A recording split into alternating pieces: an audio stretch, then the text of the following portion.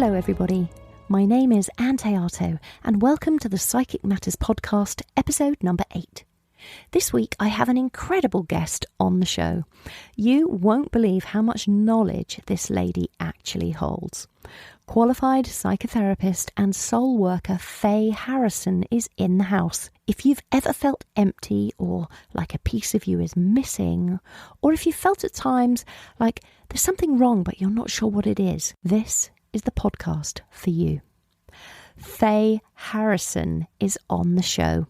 She generously shares her incredible knowledge and speaks to us of effective ways to connect with the natural healing energy of music and vibration in order to empower our lives, promote healing, achieve our natural potential, and access our inner strength. Faye is a healer, a visionary and a soul worker who will teach you how to work with both the seen and the unseen, how to listen to and trust your intuition, and how to work with both your soul and mental health, keeping them both in balance so that you can follow your heart and your own unique calling in this world.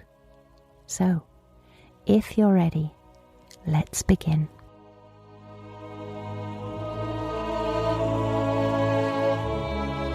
I'm here today with an incredible guest who specialises in psychotherapy and soul work. Faye Harrison, welcome to Psychic Matters. Thank you very much, Anne. Thank you for having me. Oh, it's such a pleasure. I cannot wait to begin this conversation with you, Faye. Just to let everybody know, Faye and I met on a couple of training courses. One, I think, was Lisa Williams, and another, one of Tony Stockwell's at Tony Stockwell's studio. That's right. Where you work. You must tell us about that too at some point. Yeah. And so that's how Faye and I know each other, but I actually don't know much about the depth of work that you do, Faye. Mm-hmm. So let's start with, I'm going to hand over to you so that you can just begin to tell everybody what you do and what you're all about. Okay, lovely. Thank you. So where do I start? I mean, it's such a vast subject of the kind of different things that I do. I think it's probably would help to give people a little bit of insight into how I came into this work. At a very young age, actually. I was about 18 when I had my first experience of being bereft and bereaved, and was very drawn to speaking to mediums and spirit workers, and very quickly realised that I myself had an ability to do that very same thing. And that kind of started me on a pathway of eternal learning, really. I think in my early years, I was very interested in kind of helping people and being helpful to people, becoming a hairdresser and a beauty therapist and all of those kind of things. Very interested in kind of making people feel good about themselves, but in more of a practical way. And it was only when I kind of stumbled upon mediumship and, the gift of what mediumship is really, which you do learn some years down the line, that it's not just the present of giving people evidence and handing them their loved ones. There's a much bigger part of what mediumship is and what it resonates within all of us. That kind of started me on a journey really of self-discovery, which I believe is the gift of mediumship. It is understanding that our soul is eternal, and that our soul will move through different life stages and spiritual incarnations. And I went on a kind of quest to find myself, really, going in and learning a lot about psychotherapy, which is very intensive kind of mental health work. So it was very much looking at a lot of unconscious processes. You have to have a lot of your own therapy. So I had my own therapy for about 7 years, and that's quite hard going. You do find out a lot about yourself, and you do have to do a lot of shadow work, which is something that we look at a lot in shamanism, which is another element of work that I'm very interested in and very passionate about. And when you're starting to look a lot at shadow and hidden aspects of self, you learn about how you're functioning, how you're integrating with other people, the relationships you're having, the depth of those relationships, and how you can heal people, within those relationships, and help heal yourself as well within those relationships. So that, you know, there's a lot of woundings that take place within all relationships that we encounter in our life. And I think the mental health route for me at that time was helping me with a lot of my own self-development on a mental health level, but also being able to share that with other people. I'd always had strong beliefs in there being, you know, something more than this, and something greater than ourselves. I've never been part of a religion as such, you know. I suppose I grew up in a very Cockney East End family, which we were quite atheists, if anything. Although my nan was a tea leaf reader, and she used to hold seances in her lounge and around the dining table. So I was kind of introduced to that to some degree at a young age. And as time went on, obviously, I started this quest of learning mental health and working within the field of drug and alcohol addiction, and working with people that have been victims of rape and sexual abuse and domestic violence, and really kind of quite heavy-going mental health issues like schizophrenia and DID, which is dissociative identity disorder. So it's kind of where the personality fragments into different sub-personalities. So very interesting work, actually. But very heavy and could be at times quite emotionally burdening as well, especially when raising a family, which at that time I was raising 2 young children as well. So as we sort of come along from that point of my work, subject to that, to the side of that, I was still working very much within learning and developing as a medium myself, kind of really self-taught really for the vast majority of the beginning of my training. It was very much just a knowing of what to do, and just knowing how to develop myself, sitting in meditation, sitting in the power, you know, very guided by my own intuitive abilities. I think perhaps when I look back now, it was most probably just something that was more ancestral, that it was just there within me to be that person within my family unit, and to go down that route. I studied a lot of holistic work as well, with aromatherapy, lots of massage and reflexology, and all different kinds of, you know, healing modalities, you know, Reiki healing, and again, shamanic healing, drum healing, you name it, I've learned it, crystal healing. You know, I just was very drawn to that aspect of helping and self-helping, you know, yourself to heal internally, physically, mentally, and spiritually. And I think my journey kind of took me through that route of, you know, from a young age doing a lot of the spiritual work, and then moving into my middle age more on the lines of the mental health aspect of the work that I do now. And then I think I learned very, very early on in my work as a medium that I really didn't want to be pigeonholed or conform to any kind of religious, you know, group as such. Although I don't really call myself a spiritualist, I call myself, you know, a spiritual person. You know, I believe in spiritualism. I believe that there are many different modalities to access spirit, as I know it, which is an energy that is there and is transient in all things. You know, and I think that that's where my work's taken me, really. Over the last few years, I've worked especially more so with sound, and learning a lot about how sound can help heal on a physical level, and an emotional level, but also how it really helps us to access different levels of consciousness within ourselves. You know, there's many layers to a person. That we, you know, some of us are maybe not even aware, we maybe not even tried to do this before, but there are many different layers of consciousness that we can access, you know, and can have some amazing experiences within those levels of consciousness. So yeah, I've just literally in the process of finishing a diploma in gong healing, a master gong training, with a wonderful woman called Sarah Gregg. So anybody that is interested in something like that, definitely look her up. She's a fantastic lady, very, very knowledgeable in her field of work. And I've just finished a introduction into the monarchy rites, which has been a fascinating journey with that as well. That's another shamanic practices. It's like an initiatory sacred practices that are taken from the Laika of shamans in the high Andes and in Peru and the Amazon. And they're just an initiation that take you through a journey of connecting to ancient lineages and medicine people, healers, shamans, caretakers, like wise sages. So you're just connecting with all those different energies, really. Kind of like when you're initiating into the Reiki levels. It's similar to that, but more of a shamanic kind of way of working. We're looking at the traditions and looking at the healing and the karmic and ancestral woundings. So you're kind of working very much within all of that so that you can kind of give those rights to other people within your healing work. So so where we're at with that right now then is that coming up, keeping you up to speed, is that, you know, we've gone through the kind of mind, body and soul aspects of things, and now I very much want to incorporate that as one, really, and bring it all together as one big whole. My goodness, Faye. Yeah, it's an interesting journey. I don't know where to start. You've given us so much information. This is incredible. I've been making notes as you've been talking. Yeah. And I'd like to go back, if I may, over some of the things that you've said and go a little bit deeper into some of these practices and aspects and things that you've mentioned. Mm-hmm.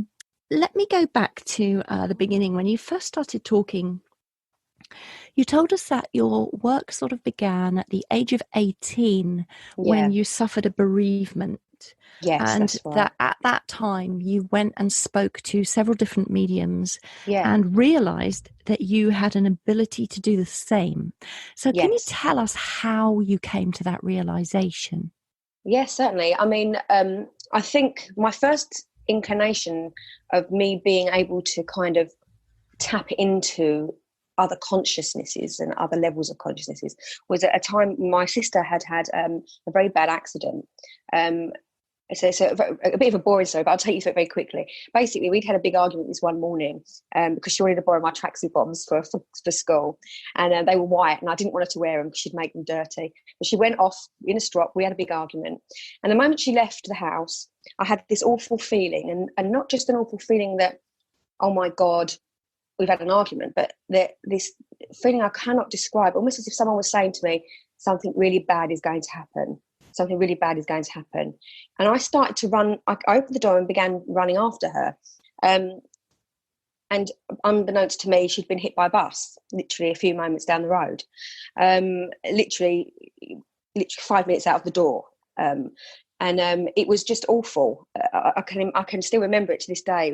It was just something that was telling me that I needed to be there. And I mean, luckily for her, it wasn't a very serious accident. She had some head injuries and was, bleeding quite a lot. But she was okay. She was only 14 and she managed to recover from it, thank God. And she managed to be, her normal self as she is now. So that's fantastic. But that kind of started me realising that actually, what was that?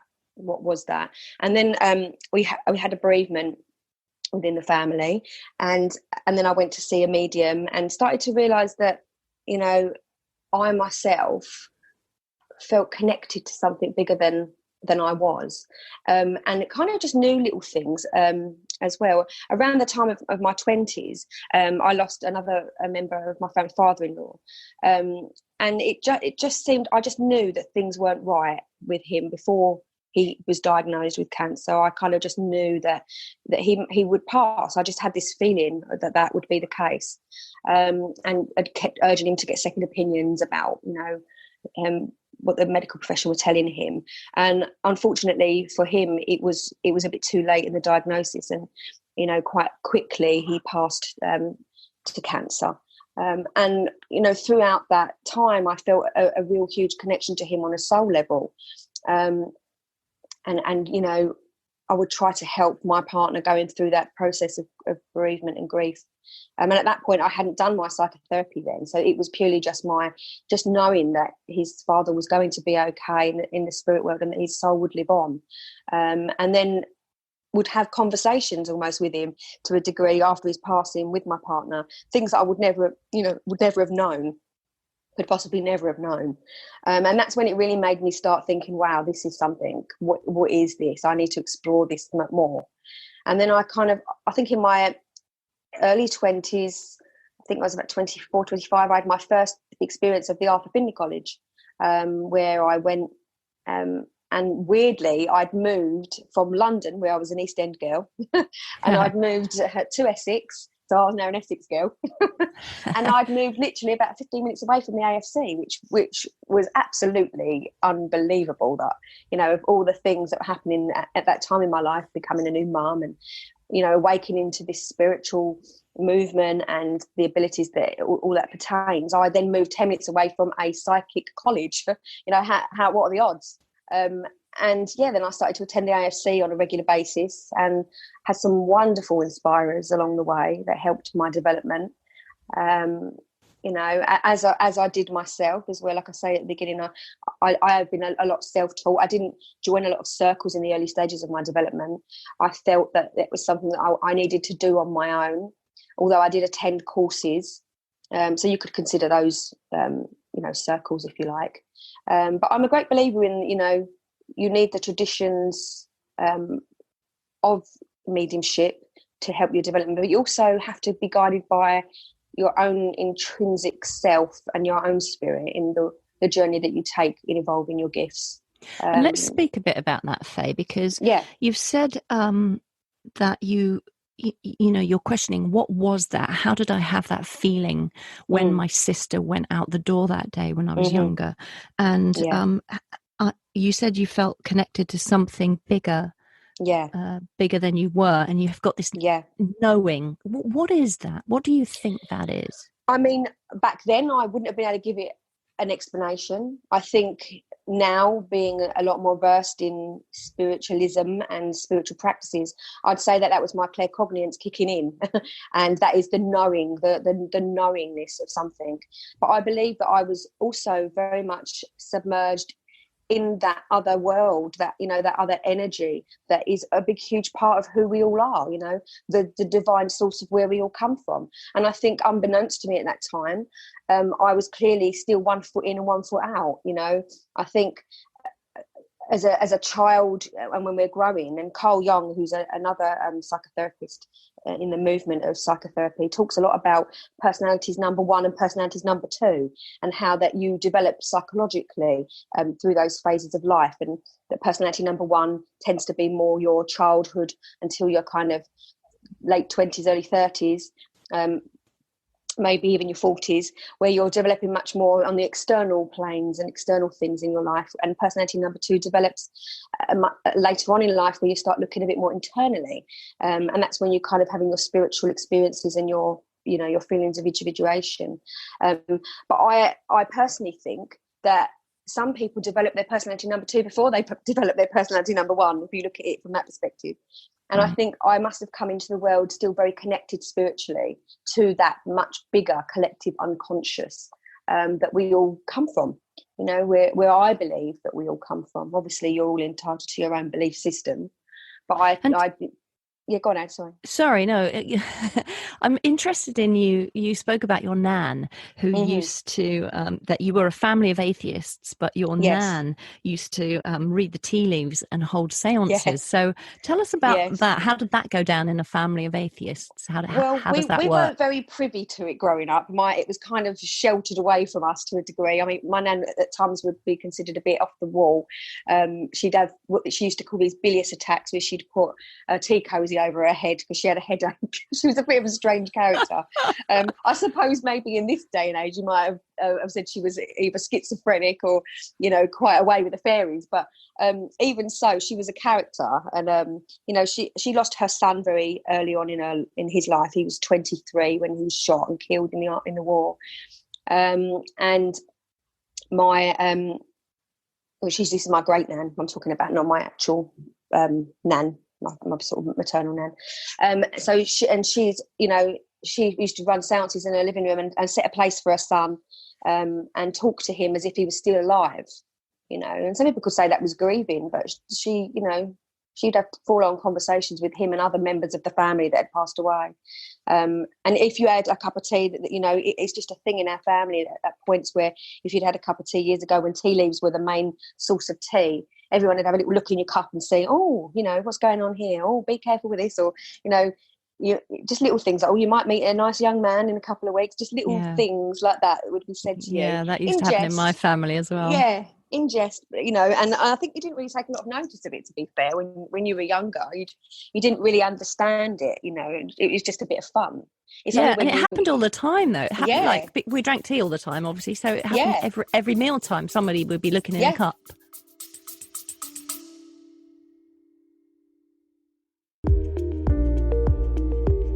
Eye-Opening Moments podcast are real-life stories of adversity, encounters, and perspectives.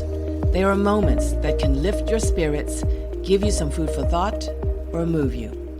For the introspective mind that likes to reflect, discover, and find solutions or meaning in a complex life, listen to Eye-Opening Moments podcasts.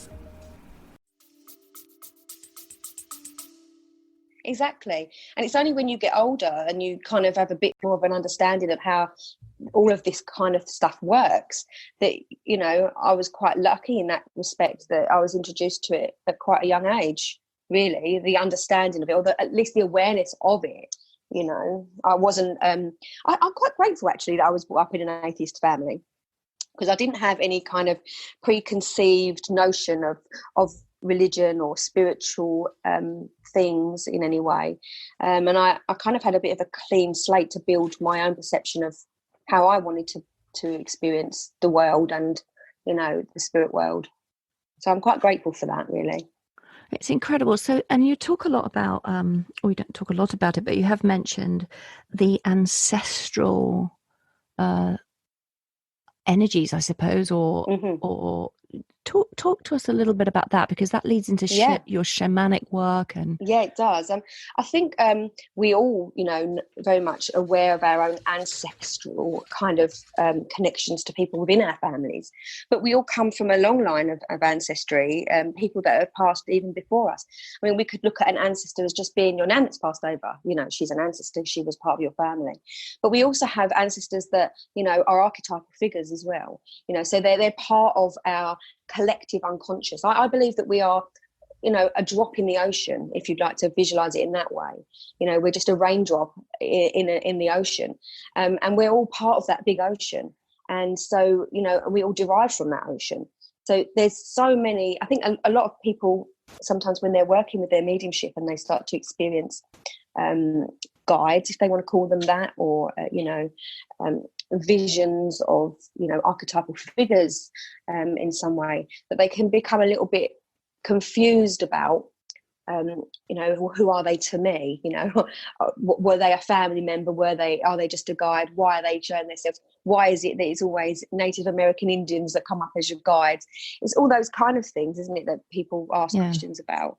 And my answer to that is the fact that we all derive from this at some point in our lives. And if we believe in the evolution of compulsively reincarnating into different lifetimes, there is the element that we have once been or have been connected to in some way from a DNA perspective to all of those different religious cultures. And, we are all one, and not just in this world. This is the only world that we know about. But if you start to get really deep in it, you can start looking much further into the different planets that we may be connected to.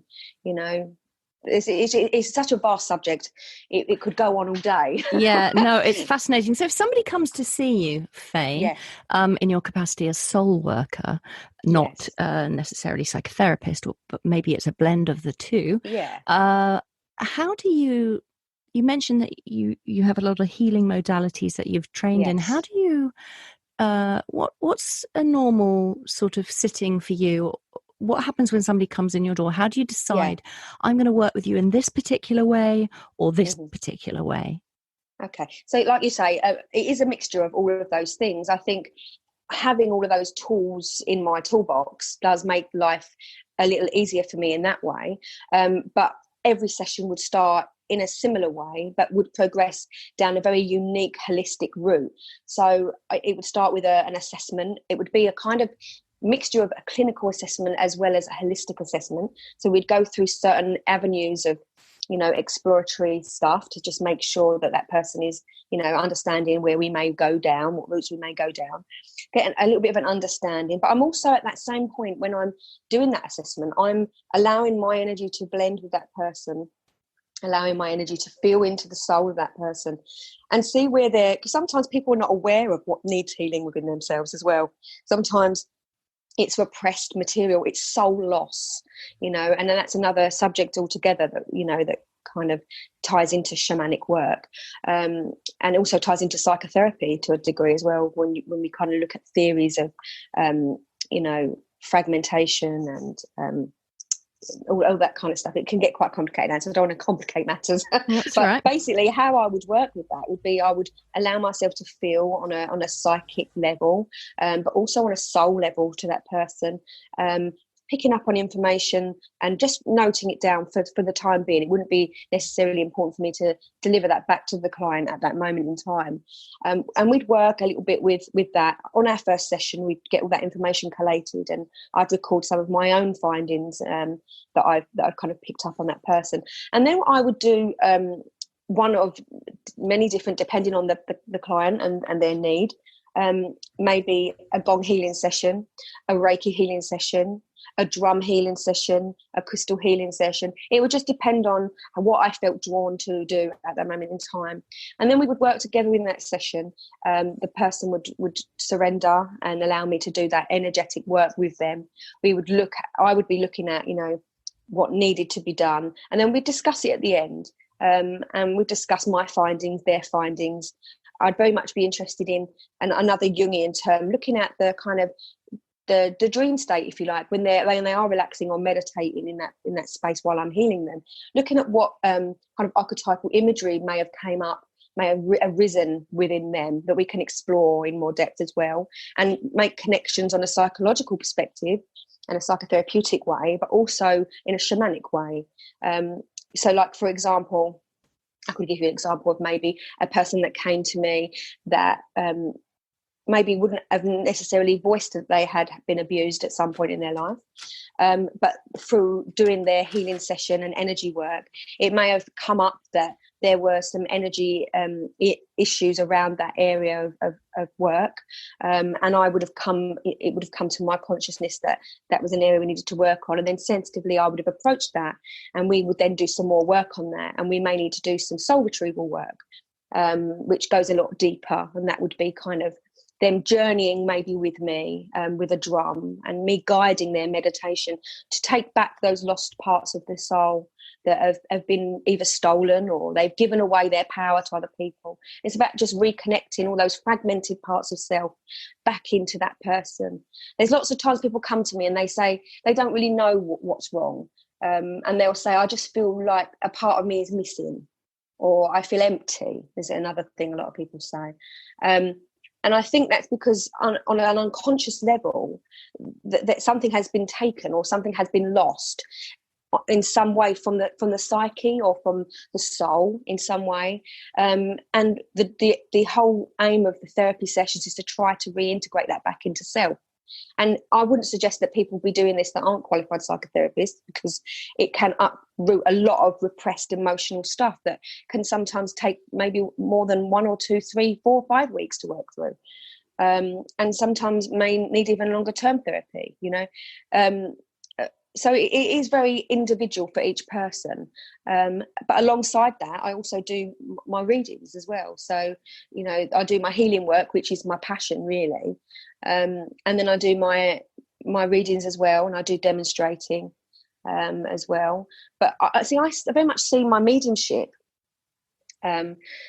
as really more the superficial aspect of the work that I do, because I kind of feel as if, when we're getting up on the platform, when we're giving out that information, yes, fantastic, it's great. But it's much more about delivering the evidence, isn't it? I mean, we can't really go in real depth. And the whole point of mediumship for me personally is to be able to help people to heal on a soul level, and to help them to feel fulfilled, and help them to find their own purpose, their own, passions and their own drives in their own life. And for me, mediumship is a much bigger picture than just delivering a message. It's explaining to people that the soul is eternal. There are other spirit energies that we can harness and manifest to help with our healing, and that, you know, that's the intrinsic part of the work that I do. And Faye, what sort of results are you getting from your clients that come and see you for this kind of wonderful healing sessions? I mean, some people will have revelations in their very first session, you know, and will feel as if that's all they need. That one session for them has, you know, made them see where they're going wrong, or what they're needing to change about themselves, or a different way of approaching things in their life. Some people, it may unearth things that they need a few more sessions to work through. But on the whole, I think a lot of people have come to me when a lot of other things have failed, you know, when they're not getting the support from the mental health areas, you know, in their particular area where they live, where they're maybe not feeling supported, you know, by their families, you know, and also within the movement that we work in, you know, there's an awful lot of people that are very wounded. And that's another thing that I'm kind of working on with other, you know, really good inspirers in the movement, about making, you know, mental health a priority in spiritual workers, you know, and kind of, I'm looking into at the moment of potentially starting up some kind of almost like what therapists have with like supervision, where they have to be monitored with their work. I feel that there should be something that's put into place for spiritual workers, that they maybe come to see somebody, you know, on a regular-ish basis, where, you know, they can work through any things that are holding them back with their work, or, you know, anything that is bubbling up for them emotionally and psychologically. Because I feel that it's quite a neglected area with the work that we do. We're very much focusing just on the spirit and just on the soul, and not so much on the mental health aspect of our work. That's interesting you say that as well, because I've had some experiences there. You said earlier in the interview that you had therapy for 7 years. That's a long time. And you learn a lot about yourself. And I also had therapy for 3 years, not as long as you. Yeah. I did go regularly every week. I had a postpartum psychosis after the birth of my second child. And wow. Yeah, I was in therapy. Yeah, it was awful. I was in therapy for 3 years, and I felt terribly initially because I felt so ashamed. But by the end of 3 years, by the end of 3 years, it was the best thing I have. Yeah. It's the second best thing I've ever done. It's amazing what it can achieve. Yeah. It was the most important thing was finding out about me and what made me tick. Exactly. But after that, somebody asked me to help them. They were training to be a therapist in, oh gosh, I wish I could remember, the College of Healing, I think. And I volunteered to go and have extra therapy, which was... And what they did was they worked with my soul and my spirit and my mental health at the same time. And that was the most powerful therapy I have ever had in my life. It was extraordinary. It changed my outlook. Because we are all three of those things. And I think when we're working in any movement, I think the mental health, you know, when you look at the medicinal movements, you know, they only focusing on the physical and the mental health aspect. They're not looking at the spiritual aspect. But also, you know, if we're going to be looking at it from that perspective, we have to look at the spiritual movement tends to only just look at things from a spiritual perspective, and doesn't really, I mean, it's started to move a little bit more onto the holistic areas of work, but it's not really focusing very much on the mental health aspect, which a lot of us, when we go into this work, you know, we're going in as wounded healers ourselves. And I think it's very important to work within your own capabilities, but also to acknowledge that you have to do some work on yourself too. That's all part of the package of being, you know, a spiritual worker, a medium, a soul worker, a healer. It's all, you know, you have to do the work on all of those three things. You know, to be able to help other people, you need to be aware of all of that. That's just my, you know, my stance on it. I mean, some people may disagree with that, but that's just the way I look at things. Yeah, I look at things the same way as well, because I think once you've lived through an experience, you're in a better position to be able to understand and be much more empathetic to those that are 100%. Going through a similar experience. Yeah. And postpartum depression is quite frightening, because a lot of it stems from, you know, hormonal imbalances, which obviously need to be maintained. But then, you know, it can also drag up a lot of unresolved issues that, you know, haven't been dealt with. And the postpartum depression acts as a kind of catalyst to move you into that space where all the work needs to be done. And you do need people that know what they're doing when they're working with that element of of vulnerability in a person. But there's always light at the end of the tunnel. I think that's the most important thing that I gauge from all of this work. Is I've had a lady once that came to see me who couldn't even swallow her own liquids, where she was so anxious. Wow. And in such a space of fear from lots of different things. And we worked through lots of stuff with her, and she was back eating properly and all of those things. So I think this work has the potentiality to be very, very positive and helping people as long as it's done in the right way. Yeah, it's incredible. You're doing incredible work out there, Faye. You really, really are. And tell us about. I saw on the internet last night you were offering a free gong session healing, or gong healing session, should I say? Yes. And it just looks so beautiful. I'll tell everybody what I saw on my screen. I saw these beautiful gongs hanging. Yeah. I think there were 2 of them. There might have been more. That's right. And there were candles on the floor and cushions on the floor. And this beautiful sort of sanctuary, I suppose, that you were standing in. How does it work? I wanted to be there. I wanted to be in that space. Tell us how your gong healing works. Well, gong healing is an amazing healing modality. And this is a new thing for me, really, because I've been introduced to this a couple of years ago. And I've spent the last year doing my master training with the gong healing. And basically, the gongs are a very ancient modality of healing. They've been used in tribal communities for eons. And they used to be used for a lot of ceremony and ritual and those kind of things. But very early on we realised that the sound that comes from them has a resonance within our own body chemistry and our own cell vibration. And the 2 gongs that I was working with the last night, one is a symphonic gong and the other is a moon gong, symphonic moon. And basically they are attuned to the sound of vibration. They are attuned to the kind of vibration of our existence and our very first kind of manifestation, if you like. So the sound of creation is the point at which they're tuned to. So I suppose you could link it to, if you wanted to, if you needed a metaphor for it, the Big Bang. That they are, the sound of the very moment of creation is what is coming from that gong, and so it resonates in different hertz and tones and harmonics throughout the body on different chakra levels, and it vibrates and heals. And if you've ever seen a cup of water on a speaker that vibrates and moves, well, the gong has a similar effect on us, on our bodies, as we are 70% water, aren't we? And so everything in our body is vibrated and moved. And obviously when you're having a one-to-one session with one of these, it's a very powerful healing modality, and it kind of retunes you in a way. It's kind of like being in an orchestra, and if you have one instrument that sounds out of tune, you can hear it, can't you? You'll be able to tell. So what the gong does is it retunes you so that you're in perfect balance and harmony, so that your body is orchestrating in its own natural harmonic level of what it should be resonating at. So it's kind of like a tuning system for the human body.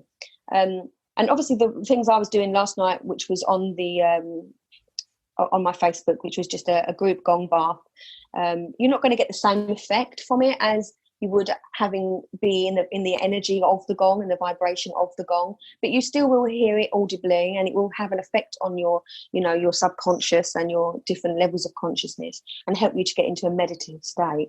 But I like to work with them on a very one-to-one basis. There's lots of people kind of chucking up gong healing sessions and sound baths now, which is fantastic, because obviously we want to people to be working more with this kind of thing. But I think also, we need to understand how and why they are, specifically going to be helpful for one particular person. And I think sometimes I like to work a little bit more intimately. I think because of my counselling background as well, I like to kind of have a session where somebody will sit in or lay in my room and have those gongs playing along with other instruments to help heal and make, put them into balance and into harmony. But also they're fantastic to use in your mediumship. As I've found, I've done a few little workshops now, and I'm looking at doing that on a larger scale at some point within Soul Space, where I'm one of the tutors there as well. And within other little workshops that I'm doing is using them when people are going into altered states of consciousness and trance, and also within journeying when I'm doing my shamanic work. They're fantastic tools to use, as well as the drum. So yeah, I'm offering at the moment just like people to join me on my Facebook to just have a little taste to experience, like half an hour session of plugging in their earphones and kind of tuning into the rhythms and the harmonics that I'm playing and seeing what effect it has on them. It sounds so beautiful. I'm definitely going to join in one of your sessions.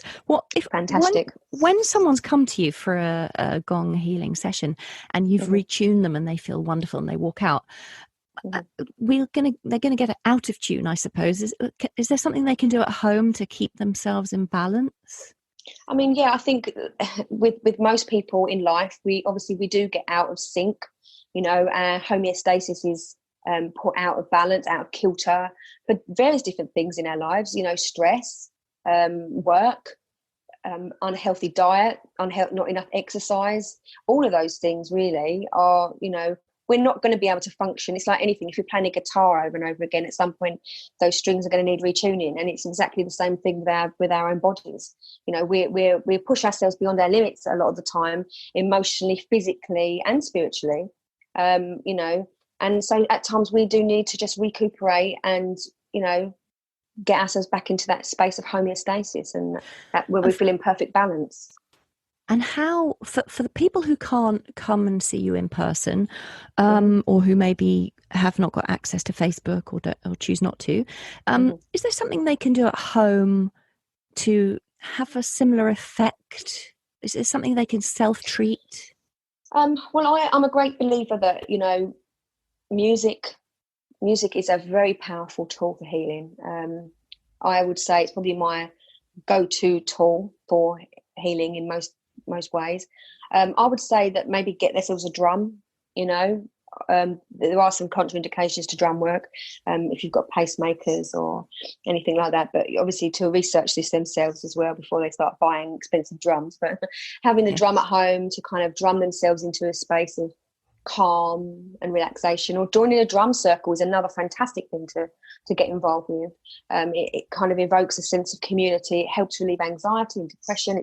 It's had loads of amazing things written about it scientifically, very much more recently, about the therapeutic effects of drum circles.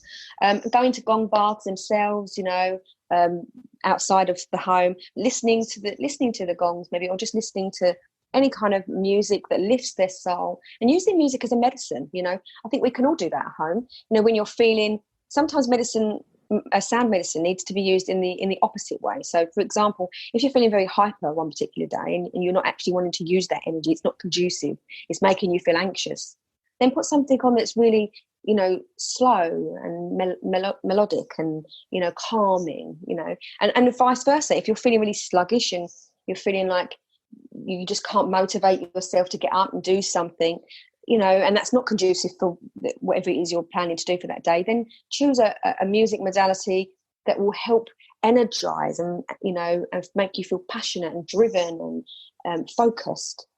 So I mean, I'll leave that to the individual to decide what music that resonates with them on those frequencies. For me, classical music is something that really relaxes and calms me, and jazz and those kind of things, a bit of Billie Holiday and that kind of stuff. But then on the other end of the spectrum, if I want to feel very energized, I like to listen to all different types of things. So it's hard to say, isn't it, because everybody's so unique with their taste of music. But that's how you can use music as medicine.